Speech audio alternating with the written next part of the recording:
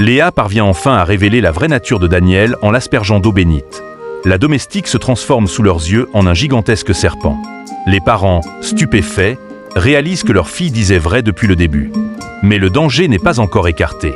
Dans l'épisode 5, Léa affrontera le mal avec la seule arme qui ne faillit jamais, la prière.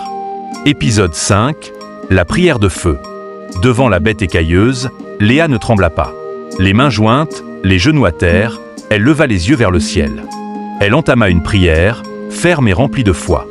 Éternel Dieu vivant, Seigneur des armées, toi qui écrases la tête du serpent ancien, toi qui fais trembler les puissances de l'ombre, je t'invoque aujourd'hui. Que toute force démoniaque soit consumée par ton feu. Que l'esprit du serpent soit réduit en poussière. Par le sang de Jésus-Christ, que toute malédiction soit brisée. Je proclame la lumière de Dieu sur ma famille. Et je ferme toutes les portes que l'ennemi a ouvertes. Père, déploie tes anges autour de nous, car aucune arme forgée contre nous ne prospérera. Au nom puissant de Jésus-Christ, Amen. Au dernier mot, une lumière éclatante remplit la pièce. Le serpent poussa un hurlement infernal, puis disparut dans un tourbillon de fumée noire. Le silence retomba aussitôt. Les parents se levèrent, bouleversés, tremblants, encore sous le choc.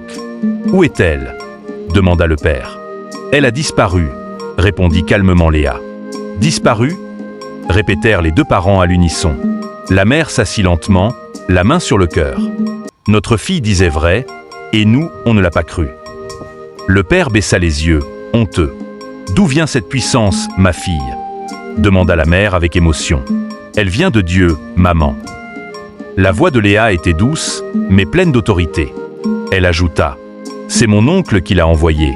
Elle était venue pour détruire notre famille. » Les parents se regardèrent, bouleversés. « Appelle-le » dit la mère à son mari. « Il doit nous expliquer cette trahison. » Le père prit le téléphone, encore sous le choc, pendant que Léa s'éloignait doucement, le regard tourné vers le ciel, dans une paix profonde.